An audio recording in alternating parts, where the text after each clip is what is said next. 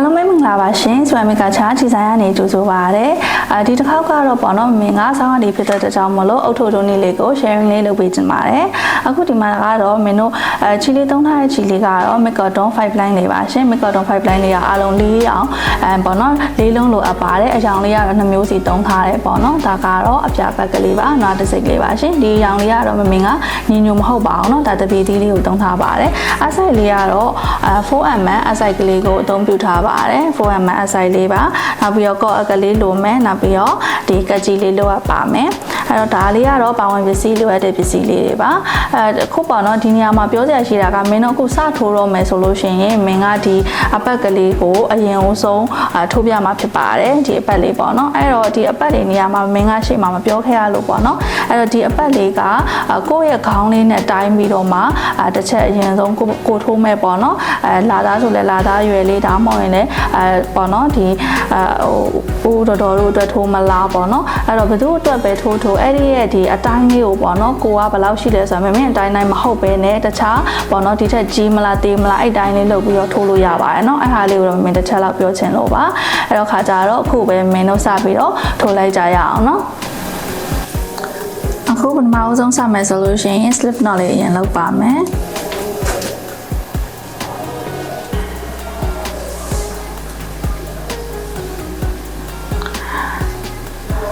အခုပေါ့နော်ဒီမှာချိန်လေးကိုအားလုံး6ခါတက်ပါမယ်နော်ချိန်လေးအားလုံး6ချိန်ထိုးပါမယ်1 2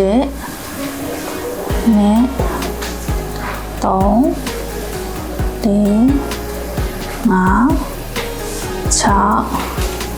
5 6 9 နော်ချိန်နဲ့အားလုံး6ချိန်တက်ပြီးပြီဆိုလို့ရှိရင်ဒီမှာတပေါက်တစ်တိုင်းနဲ့ပေါ့နော်တိုင်တိုလေးတွေတပေါက်တစ်တိုင်းနဲ့ထိုးသွားမယ်ဒီချီဝင်ထားတဲ့အပေါက်ကိုမထိုးဘူးနော်သူ့ရဲ့ဘေးကအပေါက်ထဲမှာတိုင်တိုလေးတွေတပေါက်တစ်တိုင်းနဲ့ထိုးသွားပါမယ်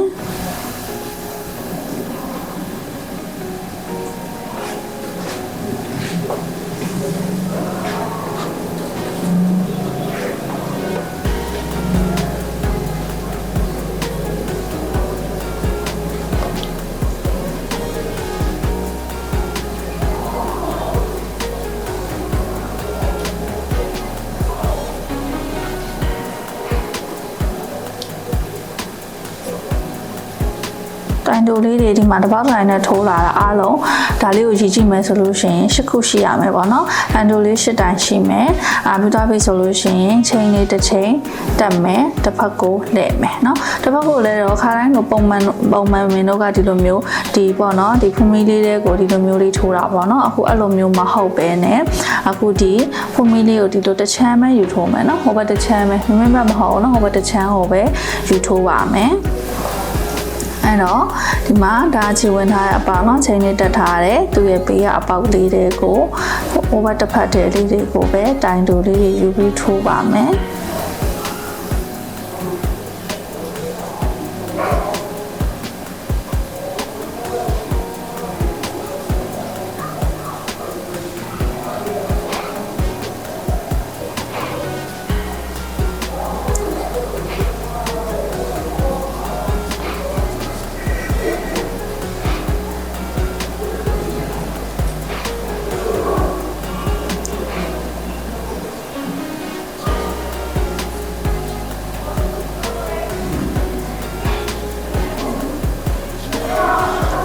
ဒီနေရာမှာရည်ကြည့်ပဲဆိုလို့ရှိရင်လည်း10ခုပေါ့နော်တိုင်နဲ့10တိုင်ရှိမယ်နော်1 2 3 4 5 6 10ခုနော်အဲ့ပုံစံလေးတိုင်းအပေါ်တောက်လျှောက်တက်သွားမှာပေါ့နော်အဲ့ချိန်လေးတစ်ခါကျစ်မယ်တစ်ဖက်ကိုလှည့်မယ်တော်လို့ရှိရင်သူရဲ့ဒီဘက်တစ်ဖက်ချမ်းလေးတွေကိုပဲနော်ယူပြီးထိုးပါမယ်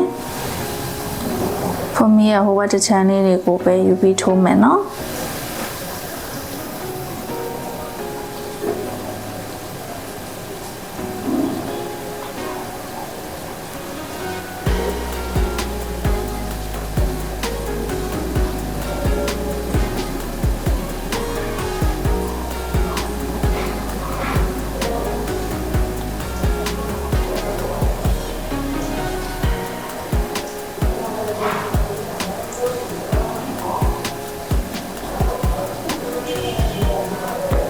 လိုပုံစံလေးရရနော်ဒီလိုမျိုးလေးဒီနားလေးမှာဟိုကျစ်စမှုပုံစံလေးပေါ့နော်အဲ့လိုမျိုးဖြစ်နေတတ်တယ်ချင်းလေးတစ်ချင်းကျင်မယ်တစ်ဖက်ကိုလှည့်မယ်ဟိုဘက်တစ်ချမ်းလေးကိုယူပြီးတော့ထိုးမယ်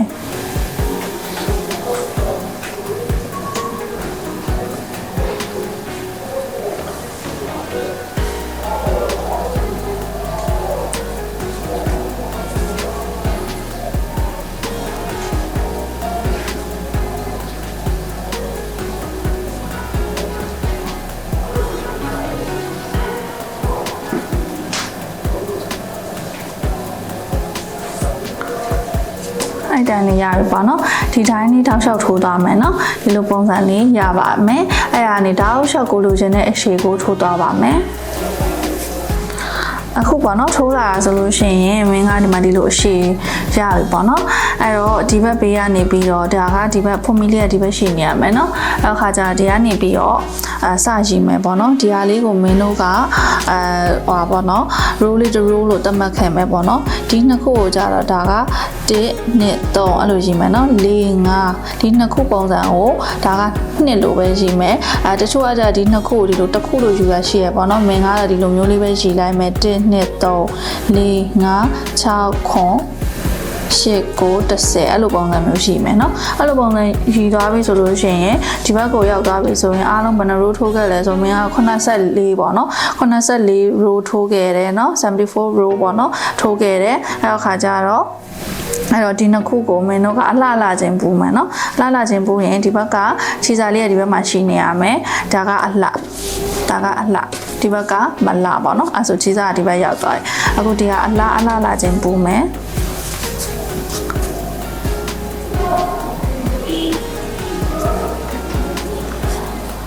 အခုလှချင်းပူပြီးတော့ခါကြတော့ဒီနှစ်ခုကိုဒီမှာဒီလိုလေးကတ်ချုပ်လိုက်မယ်ပေါ့နော်ဒါလေးကိုရှက်ကော်လေးနဲ့ကတ်ချုပ်မယ်အခုနောက်ဆုံးဒီမှာဒါအခြေဝင်ခဲ့တဲ့အပေါက်ဒီလိုပုံစံနဲ့ရရနော်အဲ့ဒါကိုဘာမှချိန်နေတစ်ခေါက်လုံးဆရာမလိုပဲနဲ့ဒီပေါက်ကလေးထဲမှာပဲပြန်ထည့်လိုက်နော်ဒီပေါက်ကလေးထဲမှာပဲအဲ့လေးကိုပြန်ထည့်လိုက်ဒီဘက်ကလည်းပထမဆုံးပေါက်ကလေးထဲမှာပဲအကိုပြန်ထည့်လိုက်နော်အဲ့လိုပြန်ထည့်လိုက်ပြီဆိုလို့ရှိရင်ရှက်ကော်လေးနဲ့ပေါ့နော်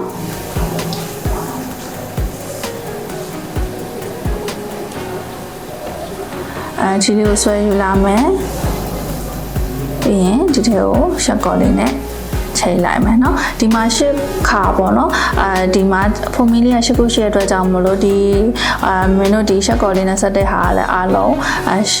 ရှစ်ခါပေါ့เนาะရှစ်ခါရှိနေရပါမယ်နော်ဒီဘက်ကဖုန်မီလေးနဲ့ဒီဘက်ကနော်ဒီဘက်ကဖုန်မီလေးနဲ့ဒီဘက်ကじゃဖုန်မီမရှိတော့ဒီလိုမျိုးဟိုပုံစံလေးပေါ့နော်အလင်းလေးအဲ့ဒါလေးတွေကိုချက်ကောလေး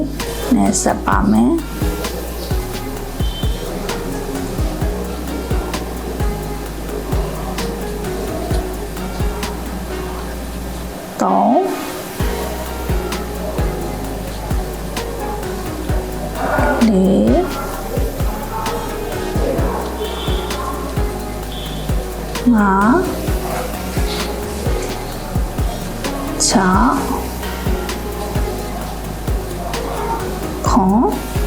ဒီဘက်မှာเนาะဒါနောက်ဆုံးပေါက်ကလေးနဲ့ဒီရဲ့နောက်ဆုံးပေါက်ကလေးနဲ့ရှစ်เนาะအဲ့လိုရသွားပြီဆိုလို့ရှိရင်ဒါအခုဒီမှာဆက်ခဲ့တာမလှဘက်အချမ်းပေါ့เนาะအဲ့တော့ဒီဟာလေးကိုကကြီးလေးနဲ့ညှက်ထုတ်လိုက်ရပြီပေါ့เนาะဒီစားလေးကိုကကြီးလေးနဲ့ညှက်ထုတ်လိုက်ရပြီအဲ့တော့ဒီဟာကအခုမလှဘက်ချမ်းအခုဒီလိုမျိုးလေးလှန်လိုက်ရင်ဒါကအလှဘက်ချမ်းရောက်သွားပြီအဲ့တော့ဒီဟာလေးကိုလည်းဒီလိုလေးပြန်လှန်လိုက်ပါเนาะအဲ့ဒါဆိုရင်အလှဘက်ချမ်းပြန်ရောက်သွားပါပြီအဲ့တော့ဒီမှာတိုင်ရှည်လေးတွေထိုးတော့မယ်ပေါ့နော်အပေါ်ကိုရိုးလေးတက်တော့မယ်ဆိုလို့ရှိရင်တိုင်ရှည်လေးတွေထိုးတော့မယ်ဆိုတော့ဖုန်မီလေးကိုနှစ်ချက်နော်ဖုန်မီလေးနှစ်ခါထိုးခဲ့ပါမယ်တွားပြီဆိုလို့ရှိရင်ဒီမှာတစ်ချက်ပေါ့နော်ဒီမှာအလဲမှာဒီလိုမျိုးဟိုပေါ့နော်ဟိုလိုင်းပုံသဏ္ဍာန်လေးနော်လိုင်းပုံသဏ္ဍာန်လေးရှိမယ်ပြီးရင်ဒီလိုလိုင်းပြီးသွားလို့ရှိရင်ပြီးရင်ဒီလိုမျိုးအလဲကြားလေးရှိမယ် နော်ပြီးရင်လှိုင်းလေးရှိမယ်အလဲကြားလေးရှိမယ်အဲ့ဒီပေါ်လေးတွေမှာကိုကထိုးရမှာနော်လှိုင်းလေးမှာတစ်ခါကြားလေးမှာတစ်ခါအဲ့လိုပုံစံလေးထိုးရမယ်အဲ့တော့ဒါအခုဒါဖုန်းမီလေးနဲ့ချက်တက်ခဲ့ပြီးတိုင်းရှည်လေးနော်တိုင်းရှည်လေးယူမယ်ဆိုတော့ချီလေးကိုဆွဲရလိုက်မယ်သွားပြီဆိုလို့ရှိရင်အခုဒီမှာဒီကြားလေးနော်ဒီကြားလေးထဲမှာဒီမှာဒီအပေါ်မှာအပေါက်ကလေးရှိရနော်အဲ့ဒီပေါက်ကလေးကိုမင်းတို့ကတိုင်းရှည်လေးဆွဲပြီးတော့ယူလာလိုက်မယ်နော်တိုင်းရှည်လေးအဲ့ဒါပြီးရင်ချီလေးကိုဆွဲပြီးတော့ခေါ်လာမယ်အဲ့ဒါပြီးသွားပြီဆိုရင်ဒီမှာဒီနေရာမှာရေလိုင်းလေးအဲ့ရေလိုင်းလေးရဲ့ဒီအပေါ်နားလေးနော်အပေါ်နားလေးမှာမင်းတို့ကတိုင်းရှည်လေးတစ်ခါအဲ့လိုပုံစံလေးဆွဲယူလာမယ်နော်ပြီးသွားရင်ဒီမှာကြားလေးထဲမှာတိုင်းရှည်လေးထိုးမယ်ပြီးရင်ဒီမှာရေလိုင်းလေးပေါ်မှာရေလိုင်းလေးရဲ့ဒီအပေါ်လေးမှာဒီလိုပေါက်ကလေးရှိရနော်ဒီလိုပေါက်ကလေးတွေဒီလိုင်းလေးရဲ့ဒီအပေါ်မှာဒီလိုပေါက်ကလေးတွေရှိတယ်အဲ့လိုပေါက်ကလေးတွေကိုမင်းတို့ကဆွဲပြီးတော့ယူလာမယ်နော်အခါကျအခုဒီမှာကြားလေးမှာတစ်ခါပြီးပြီဆိုရင်ဒီရေလိုင်းလေးပေါ်မှာတိုင်းရှည်လေးတစ်ခါဒီမှာကြားလေးမှာတစ်ခါရေလိုင်းလေးပေါ်မှာတစ်ခါပတ်လေလုံးเนาะအဲ့တိုင်းလေးထိုးသွားပါမယ်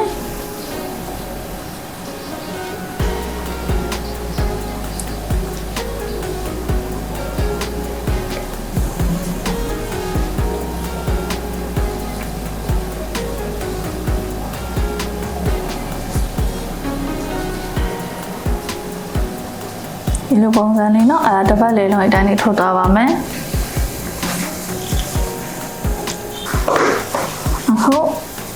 အခုနောက်ဆုံးပါပေါ့နော်ဒီရေလိုင်းလေးရဲ့အပေါ်မှာ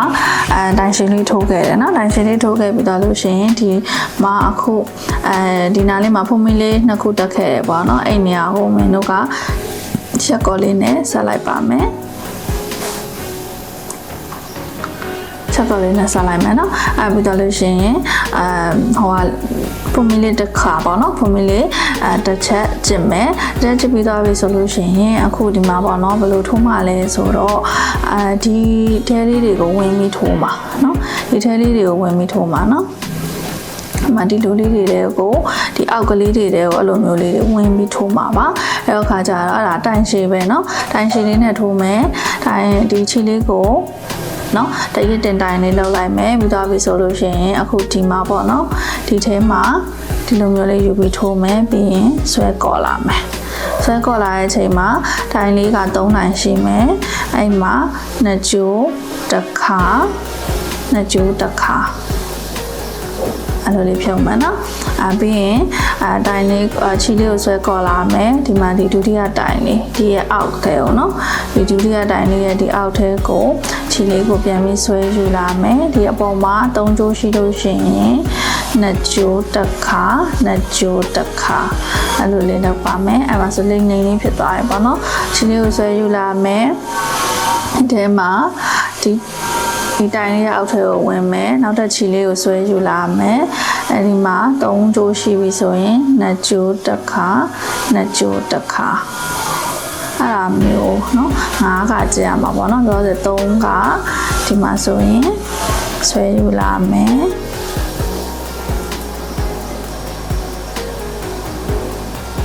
4ကပြီးတော့ရင်ဒီမှာဆိုရင်ရောက်ကလေးတွေကိုဝင်မယ်ဆွဲကော်လာမယ်ဒီလိုလေးရပြီเนาะဒီလိုလေးလေးရပါပြီလေးရပြီဆိုလို့ရှိရင်သူ့ရဲ့ဘေးကလေးအပေါက်ပေါ့เนาะအဲအပေါက်ကလေးထဲမှာတိုင်တိုးလေးကထိုးမယ်เนาะတိုင်တိုးလေးကထိုးမယ်တဲ့နဲ့3လေးเนาะလေးကထိုးမယ်တွားပြီဆိုလို့ရှိရင်ခုနလိုမျိုးလေးပြန်လုပ်မယ်เนาะဒီလိုပုံစံလေးပြန်လုပ်မယ်ဒီလိုပုံစံလေးပြန်လုပ်မယ်ဆိုလို့ရှိရင်အခုနဒီမှာဒီဖုန်မီလေးရဲ့အောက်မှာတိုင်ရှည်လေးရှိတယ်เนาะဖုန်မီလေးရဲ့အောက်မှာတိုင်ရှည်လေးရှိတယ်အဲ့တိုင်လေးမှာမထိုးเนาะသူ့ရဲ့ဘေးကလေးရဲ့တိုင်မှာထိုးပါမယ်အဲ့တော့တိုင်ရှည်လုပ်ဖို့တဲ့ချီလေးကိုဆွဲကော်လာမယ်ဒီတိုင်လေးထဲမှာဒီလိုမျိုးလေးထည့်မယ် နှစ်ကြိုးတစ်ခါနှစ်ကြိုးတစ်ခါဖြုတ်မယ်နော်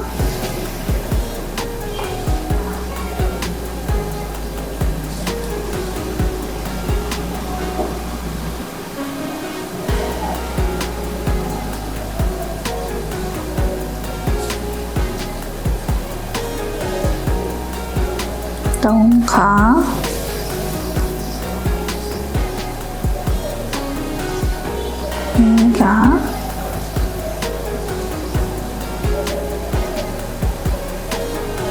5 ခါပြီးရင်တိုင်တိုလေး4 တိုင်ထိုးပါမယ်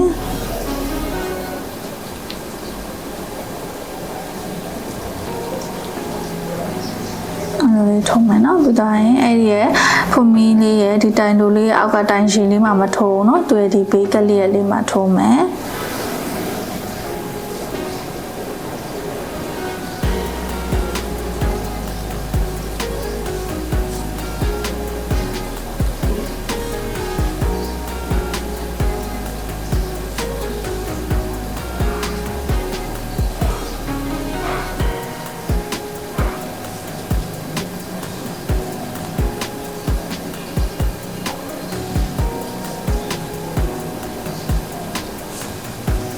ဒီမှာ9 တိုင်ပေါ့နော်ဒီအလိမ်လေးက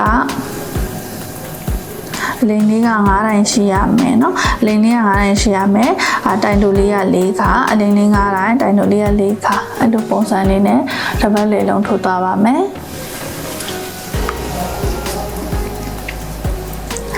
အခုပေါ့နော်နောက်ဆုံးမှာတော့မင်းတို့ကဒီတိုင်တိုလေးကအားလုံး4 တိုင်မဟုတ်တော့ဘဲနဲ့5 တိုင်ဖြစ်မယ်ပေါ့နော်1 2 3 4 5 တိုင်ဖြစ်မယ်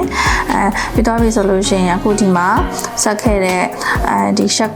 ဒီနားလေးပေါ့နော်ဒီနားလေးတိုင်ဆခဲ့တဲ့နေရာလေးဦးမီလေးချင်းလေးတစ်ခုတက်ခဲ့တဲ့နေရာလေးအဲ့နေရာလေးမှာမင်းတို့ကရှက်ကော်လေးနဲ့ဆက်ပါမယ်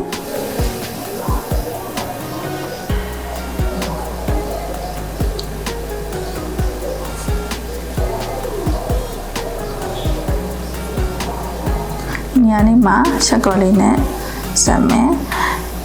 ချက်ကော်လေးနဲ့ဆက်ပြီးတော့လို့ရှိရင်အပေါ်ကိုဖွမီလေးတစ်ခေါက်ကျင်မယ်ပေါ့နော်ကျင်ပြီးတော့လို့ရှိရင်ဒီအပေါ်မှာ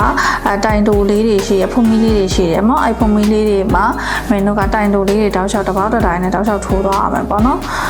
မတိုင်တိုလေးတွေဖွမီလေးတွေပေါ့တိုင်တိုလေးတွေနဲ့တစ်ပေါက်တစ်တိုင်းစီထိုးသွားပါမယ်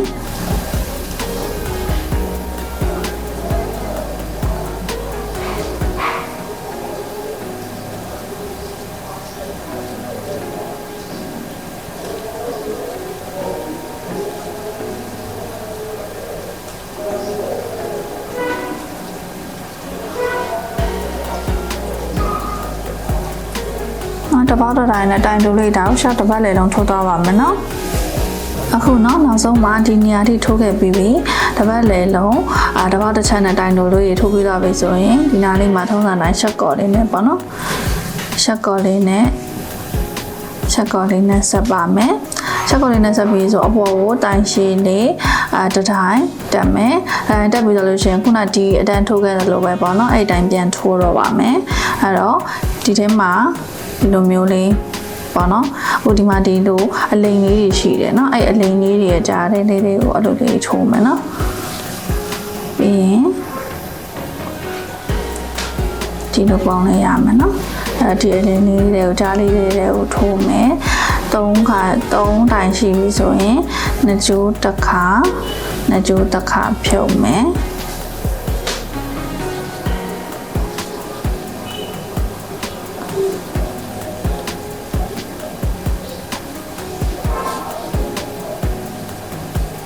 ခွက်ဒီနည်းနည်းလေးပဲမလို့ပတန်တအားကြီးမပေါ်သေးတာပေါ့နော်အပေါ်ကိုတော်တော်လေးတက်လာပြီဆိုရင်ပတန်ကသူ့လေးပေါ်လာနိုင်မယ်နော်အဲ့တော့ခုဒီမှာဆိုလို့ရှိရင်ဒီအလင်းလေးက9 တိုင်ပေါ့နော်9 တိုင်ပြီးပြီဆိုလို့ရှိရင်ဖွမီလေးတိုင်တိုလေးလေးက1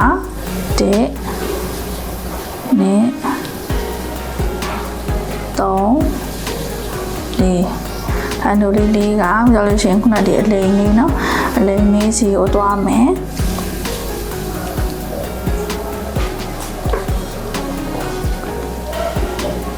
ဒီတိုင်းလေးပဲเนาะ အဲ့တိုင်းလေးဒီအပေါ်တောက်လျှောက်အဲ့လိုပုံစံလေးပဲတောက်လျှောက်ထိုးသွားမယ်နော်အလိမ်လေးတွေထိုးမယ်ပြီးတော့ရင်အခုဖွင့်ပြီးဒီတိုင်းတိုလေးပေါ့နော်တိုင်းတိုလေးတစ်ပတ်လည်လုံးပြအောင်ထိုးမယ်ပြီးရင်အလိမ်လေးထိုးမယ်တိုင်းတိုလေးတစ်ပတ်လည်လုံးပြအောင်ထိုးမယ်အဲ့လိုပုံစံနဲ့အပေါ်ကိုတောက်လျှောက်အဲ့တိုင်းပဲတက်သွားအောင်ပါနော်ဒီမှာ9ခါရပြီပြီးရင်ဖွင့်ပြီးလေးကသူဒီဖွင့်ပြီးနေရာလေးတွေတော့မမားစေနဲ့ပေါ့နော်ဖွင့်ပြီးကသူကအခုဒီနေရာမှာဒါဖုံးသွားပြီเนาะဒီနားလေးမှာဖုံးသွားပြီဒီနားလေးကြည့်လိုက်လို့ရှင်ဖုံးသွားပြီသူရဲ့ဒီဘေးကလျက်လေးကိုထိုးရမှာပါဒီအထဲလေးကိုပြန်ထိုးလို့ရှိရင်တနက်နဲ့လိန်လေးဖြစ်တတ်လို့เนาะအဲကြောင့်သူဘေးကလေးရဲ့နေရာမှာအဲ့လိုလေးပြန်ထိုးမယ်1 2 3 4ကပေးရနဲ့တန်းပြီးတော့เนาะတန်းပြီးတော့တိုင်ရှည်လေးပြန်ထိုးတော့မှာเนาะတန်းပြီးဒီလိုမျိုးလေးတည်းပြန်ထည့်တော့မှာเนาะဘာမှချိန်နေပါတက်စရာမလိုเนาะအဲ့တိုင်းလေးပဲတစ်ပတ်တည်းတော့တောက်လျှောက်ထိုးသွားမယ်เนาะအခုပေါ့နော်ဒီမှာဆိုလို့ရှိရင်ဒါကမင်းခြေနှလုံးကုန်သွားပြီပေါ့နော်ခြေနှလုံးကုန်သွားပြီဆိုလို့ရှိရင်အယောင်လေးအပေါ်ကဆက်တော့မယ်ဒီအယောင်ဆက်တဲ့နေရာလေးကိုတစ်ချက်ပြခြင်းလို့ပတ်တန်တွေကတော့ဒီတိုင်းလေးပဲပြန်ဝင်မယ်ပေါ့နော်ဒီမှာအခုဒါနောက်ဆုံးရှက်ကော်လေးနဲ့ဆက်တော့မယ်ပေါ့နော်ရှက်ကော်လေးနဲ့ဆက်တဲ့နေရာမှာမင်းတို့ကဒီရှက်ကော်ဆက်မဲ့နေရာလေးပေါ့နော်နေရာလေးကိုတိုးလေးထိုးခဲ့လိုက်နော်ဒီဘက်ကခြေစားတာတက်ပေါ့နော်ခြံခဲ့လိုက်တော့ဒါပြီးရင်ဖြတ်ထုတ်ရမှာဆိုပြီးရင်ကိုထိုးမယ်ခြေအယောင်လေးကိုယူမယ်ပြီးတော့ဒီလိုလေးဆွဲကော်လာမယ်နော်ခြေလေးကိုဒီလိုလေးဆွဲကော်လာပါမယ်ဒီဘက်ကိုနော်ဒီလိုလေးဆွဲကော်လာမယ်ဆွဲကော်လာပြီးပြီဆိုလို့ရှိရင်တစ်ချက်ကျစ်မယ်နော်ဒီနောက်ကကျိုးကိုလည်းဒီအနက်ဒီဗီဒီကျိုးလေးကိုလည်းဒီလိုလေးဆွဲမယ်ဒီဘက်ကဖြူလေးကိုလည်းဒီလိုလေးဆွဲမယ်နော်အဲ့တော့ပတန်ပြန်ဝင်မယ်နော်အဲ့ဒီမှာပတန်ပြန်ဝင်မယ်တိုင်တိုလေးပေါ့နော်ဒီအခုတိုင်တိုဆင်းရောက်သွားပြီဆိုတိုင်တိုလေးကြည့်ပဲပတန်ပြန်ဝင်မယ်နော်အဲ့တိုင်းလေးအဲ့ဒါလေးနေရာလေးကိုပြပေးခြင်းတော့ပါအခါကျတော့တိုင်တိုလေးတွေကြည့်ပဲအကုန်တစ်ပေါက်တစ်တိုင်းနဲ့ထိုးသွားမယ်ပေါ့နော်အဲ့ဒီဆက်တဲ့နေရာလေးကိုမင်းပြပေးခြင်းတော့ပါ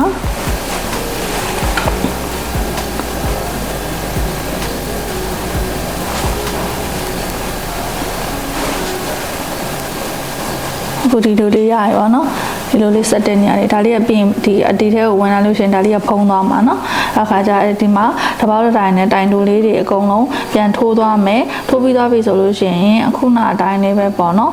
ဒီအောက်ကပတန်တိုင်းလေးပဲဒီလိုအလိမ်လေးတွေအကုန်လုံးပြန်ဝင်မှာပေါ့เนาะအခုကဒီနေရာလေးဆက်တဲ့နေရာလေးကိုပြပေးခြင်းလို့ပါ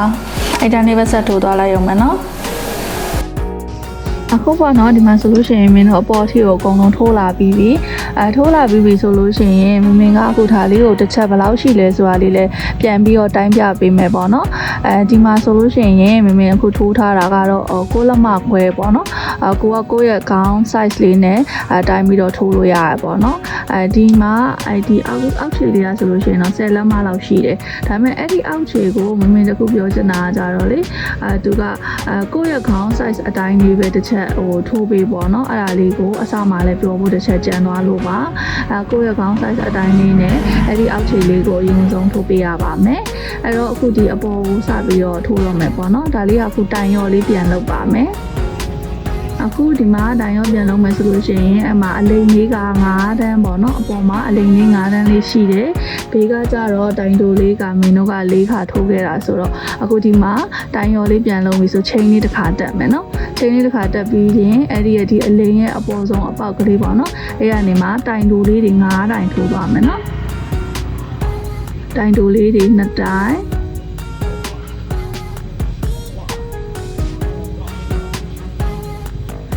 နှစ်တိုင်း3တိုင်း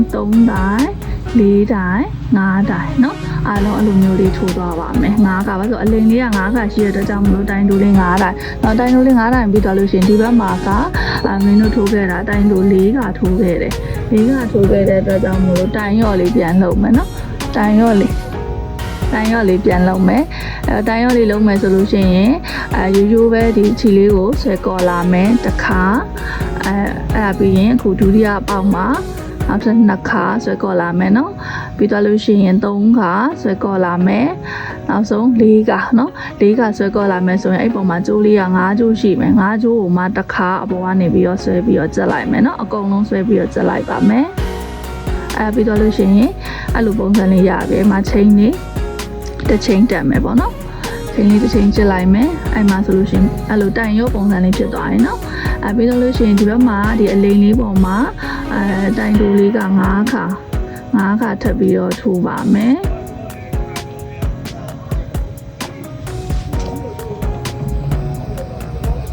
9ခါထပ်ပြီးတော့ထိုးပါမယ်เนาะအဲဆိုလို့ရှိရင်ပြီးသွားရင်တိုင်ရော့လေးပြန်ထိုးမယ်ခုနကတိုင်ရော့က4ခါရှိတယ်4ခါရှိတော့အဲ့ကနေပြီးတော့ခြေလေးကို4ခါဆွဲကော်လာမှာတောက်လျှောက်ပေါ့เนาะဆွဲကော်လာမယ်နောက်ဆုံး4ခါဆွဲကော်လာပြီဆိုရင်အပေါ်မှာကျိုးလေးက5ကျိုးရှိမယ်เนาะ5ကျိုးရှိမှတစ်ခါတည်းဆွဲပြီးတော့ယူပြီးကျလိုက်ပါမယ်ပြီးမှချိန်လေးတစ်ခါတက်မယ်နော်အဲ့ဒီပုံစံလေးဆက်ထိုးရမှာပေါ့နော်အဲ့ဒီတိုင်ချီလေးတွေပေါ်မှာအလိမ်လေးတွေပေါ်မှာချီလေးတွေတိုင်တိုးလေး9ခါကျစ်သွားမယ်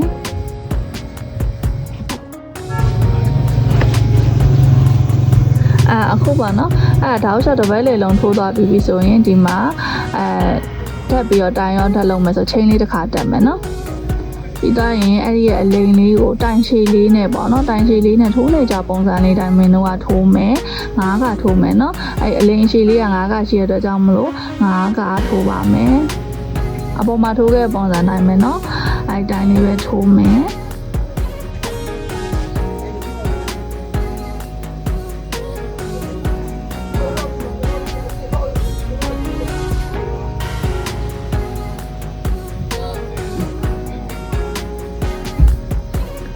နောက်ဆုံး9ခါပေါ့နော်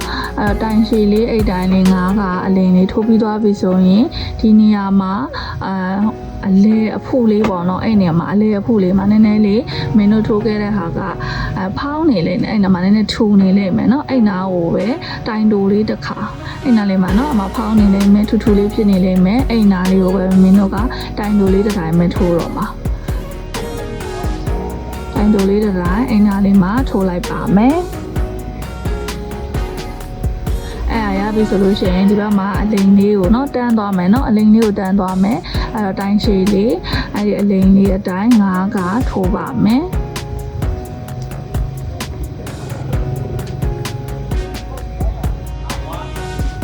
9ခါထိုးမယ်အဲ့ဒါပြီးသွားပြီဆိုလို့ရှိရင်ဒီဘက်ကိုခုနတိုင်းလေးပဲပြန်ထိုးမယ်ပေါ့နော်အဲ့တိုင်းလေးပဲပြန်ထိုးမယ်အဲ့နာလေးမှာလည်းအဲ့ထူထူလေးအလုံးမျိုးနည်းနည်းထူထူပုံစံလေးဖြစ်နေတဲ့ဟာပေါ့နော်အဲ့ရအပေါ်နာလေးမှာတိုင်တိုလေးထိုးပါမယ်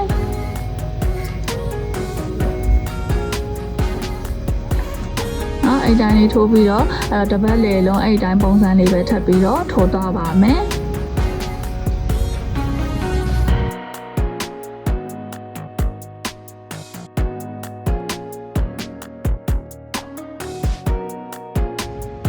အခုပေါ့နော်ဒီမှာထိုးလာပြီပေါ့နော်ထိုးလာပြီဆိုလို့ရှိရင်ဒီအပေါ်မှာတိုင်တိုလေးတွေကြီးပဲတောက်လျှောက်ထိုးမယ်ပေါ့နော်အဲ့တော့တိုင်တိုကိုဘယ်လိုထိုးမလဲဆိုတာတစ်ချက်ပြန်ပြီးပြောပြပေးပါမယ်အဲ့တော့အခုဒီမှာစပြီးတော့ဘောင်းဆုံးထိုးမယ်ဆိုလို့ရှိရင်ချိန်လေးတစ်ချိန်ကျင့်မယ်เนาะပြီးတော့လို့ရှိရင်အဲ့အလိမ်လေးပေါ်မှာတိုင်တိုလေးတွေကြီးပဲပေါ့နော်ထိုးခဲ့မယ်9တိုင်းထိုးခဲ့ပါမယ်အလိမ်ရဲ့အပေါ်လေးမှာเนาะတိုင်တိုလေးတွေအလိမ်ရဲ့အပေါ်မှာတိုင်တိုလေးတွေ9တိုင်းတောက်လျှောက်ထိုးခဲ့မယ်ဒီ9တိုင်းရပြီအဲ့တော့9တိုင်းပြီးတော့ရှင်အဲ့အလေကိုမင်းတို့ကအဲ့ရဒီဘက်ကိုကြော်လိုက်မယ်ပေါ့နော်ကြော်ပြီးသွားတော့ခါကြတော့အဲ့တိုင်ရှည်လေးတွေပေါ်မှာပဲတောက်လျှောက်ထိုးတော့မယ်အလေကနေရာလေးကိုမင်းတို့ကြော်ခဲ့လိုက်မယ်နော်ကြော်ခဲ့ပြီးတော့အားလုံးတိုင်တို9တိုင်းအဲ့တိုင်းဆက်ထိုးမယ်ပြီးရင်အဲ့အလေကိုကြော်ခဲ့မယ်ပြီးရင်အဲ့အလေလေးရဲ့အပေါ်ကအဲ့နေရာမှာ9တိုင်းနော်တောက်လျှောက်အဲ့လိုမျိုးလေးပဲထိုးသွားရမှာနော်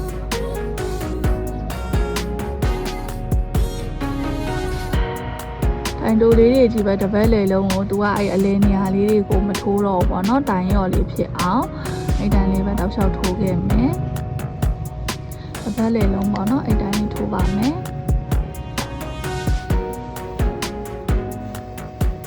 ဒါတပတ်လေလုံးတိုင်တိုလေးတွေထိုးပြီးသွားရင် ဒါတပတ်လည်လုံးတိုင်တူလေးတွေထိုးပြီးသွားရင်เนาะဒီမှာအုတ်ထုပ်လေးတဖြည်းဖြည်းကျင်းလာပြီပေါ့เนาะဒီခေါင်းပိုင်းလေးကဖြည်းဖြည်းကျင်းလာပြီအဲ့တော့ခါကြတော့ဒီမှာကြတော့ချိန်လေးတစ်ချိန်ပုံမှန်တိုင်းလေးတက်မယ်ပုံမှန်တိုင်းလေးတက်ပြီးတော့ခါကြတော့ဒီအလိန်လေးတွေကြီးပဲတောက်လျှောက်ထိုးတော့မယ်เนาะဒီအလိန်လေးတွေကြီးပဲအလိန်လေးကဟို9ခုပေါ့เนาะ9ခုဆိုတော့9လိန်လေးထိုးပါမယ်ဒါပုံမှန်တိုင်းမဲ့တော့ဘာမှမလုပ်ဘူးအဲ့တိုင်းလေးပဲထိုးမယ်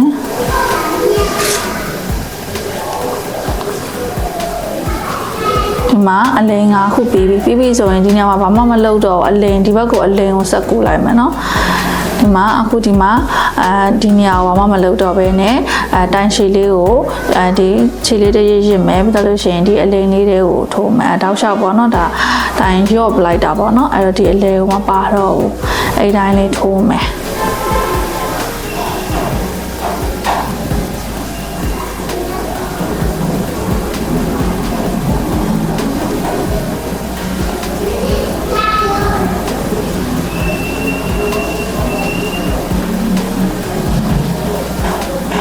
နော်အဲ့ပြီးရင်ဒီဘက်ကိုတန်းကူးသွားမယ်နော်အဲ့အလဲကိုဘာမှမလုပ်တော့တန်းပြီးကူးသွားမယ်အဲ့ဒါမျိုးကိုတစ်ပတ်လည်ပြည့်အောင်ထိုးမယ်ပြည့်ပြီးတော့နောက်တစ်တန်းကိုလည်းအဲ့အတိုင်းပဲတပုံစံနဲ့ထိုးမယ်အဲ့တော့2တန်းဖြစ်သွားမယ်ပေါ့နော်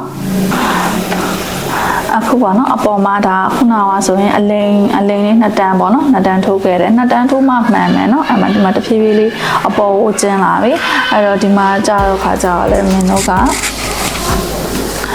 ဒီမှာကျဟိုတိုင်ရော့ပြန်ထိုးရတော့မှအလိန်လေးပဲရှိတာဆိုတော့လေချိန်လေးတစ်ချိန်ချက်ကောဆက်ပြီးချိန်လေးတစ်ချိန်တက်မယ်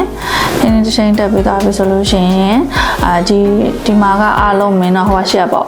9တိုင်ရှိရပါတော့9တိုင်ရှိရဆိုတော့ခါကြတော့အဲ့ဟာကိုဒီရှိရ2တိုင်နော်အရှိရ2တိုင်နဲ့ကိုယူပြီးတော့2တိုင်နဲ့ကိုယူပြီးတော့တိုင်ရှည်လေးကျင့်မယ်ဒီလိုလေးပေါ့နော်ပြီးတော့အနောက်ကတိုင်3တိုင်ကသူ့ရဲ့တိုင်3တိုင်အတိုင်းပဲပုံမှန်တိုင်းပဲထိုးမယ်အရှိ2တိုင်ကိုပဲဟိုပူးလိုက်တာပေါ့နော်ပူးပြီးတော့တိုင်ရောပုံစံလေးလောက်လိုက်တယ်နောက်ကတိုင်3တိုင်ကသူ့ရဲ့ပုံစံအတိုင်းနေပဲเนาะပြီးရင်ဒီရှေ့က2တိုင်ကိုเนาะခြေလေးကိုဆွဲကော်လာပြီးတော့ရှေ့2တိုင်ထဲမှာ2တိုင်လုံးเนาะ2တိုင်လုံးပူးပြီးတော့ထည့်မယ်ပူးပြီးထည့်မယ်ပြီးတော့ရင်တိုင်ရှည်လေးထိုးတယ်ပြီးရင်သူ့ရဲ့ဒီနောက်က3တိုင်က3တိုင်အတိုင်းပဲထိုးမယ်အဲ့တိုင်းလေးပဲထိုးသွားမယ်เนาะ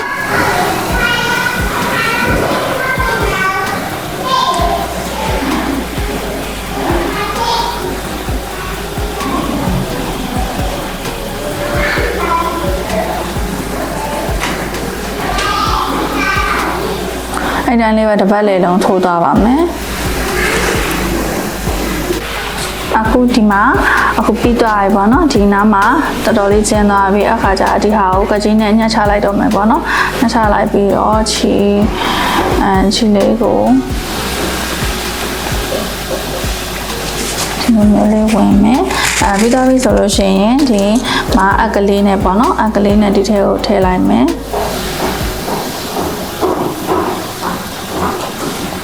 ဒီအပေါ်မှာအလုံးတက်ချင်လဲရမတက်ချင်လဲရပေါ့နော်ကိုကအဲ့တော့ဒီကနေပြီးတော့ဒီလိုလေးတွေနော်ဒီထဲလေးတွေကိုယူပြီးတော့ကြိုးလေးရှုံသွားပါမယ်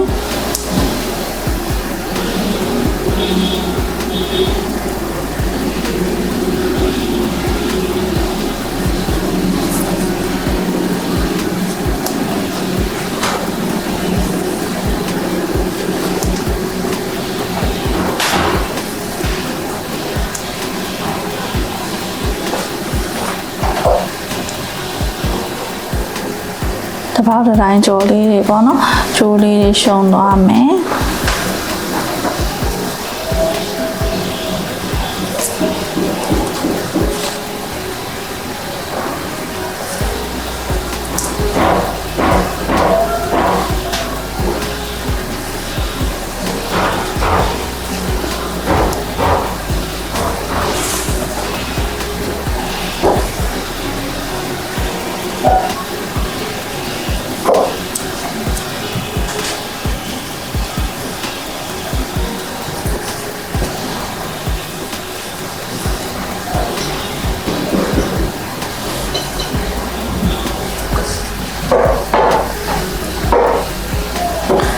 နော်အဲ့ဆိုလို့ရှိရင်အခုဒီလိုလေးပေါ့နော်ဒီနေရာမှာနောက်ဆုံးနေရာပြန်ရောက်ပြီအဲ့တော့ဒီလိုလေးကြိုးလေးရှုံးလိုက်ပြီးတော့ဒီအပေါ်ကိုဒီမှာပို့ပြီးတော့ချုပ်လိုက်ရုံပဲနော်ဒီအပေါ်မှာပို့ပြီးတော့ချုပ်လိုက်ရုံပဲ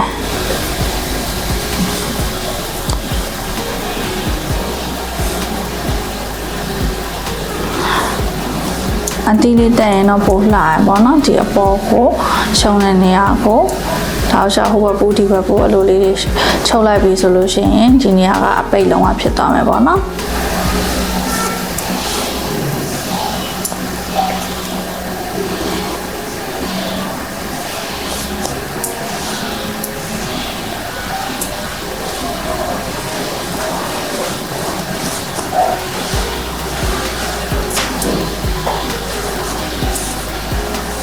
ဒီကြိုးကတကြိုးတယ်မခိုင်ပါဆိုလို့ရှိရင်နှစ်ကြိုးလဲတွင်လို့ရရနော်ဒါလေးကဝက်ဒီဘက်ကလေးကိုအလိုလေးပူချုပ်လိုက်ရင်ပြပါပဲ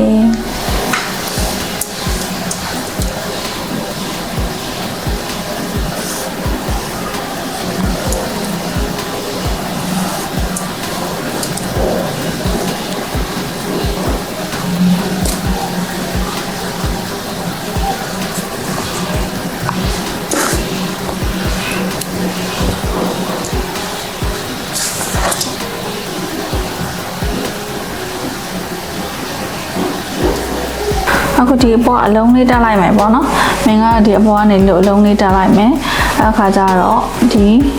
ထိတ်ကိုပေါ့နော်ဒီထိတ်ကိုဒီကောအကလေးနဲ့တွားပြီးတော့အထဲကိုပဲအထဲကိုယူပြီးချုပ်လိုက်တော့မယ်နော်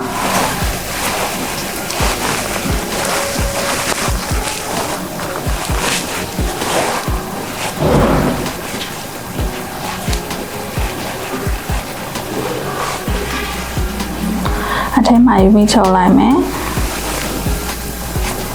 ဒါတော့ကိုထည့်ခြင်းလို့လေးထည့်လို့ရရနော်နည်းနည်းအောင်လေးတော့တစ်ချက်ချုပ်လိုက်ပါနော်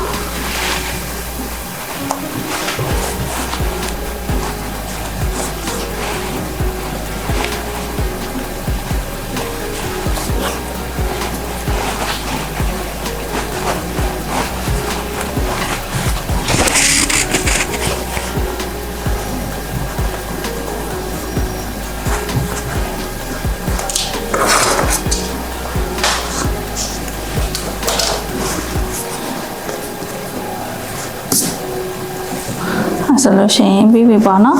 ဒီလိုလေးပြီးပါပြီဒီမှာ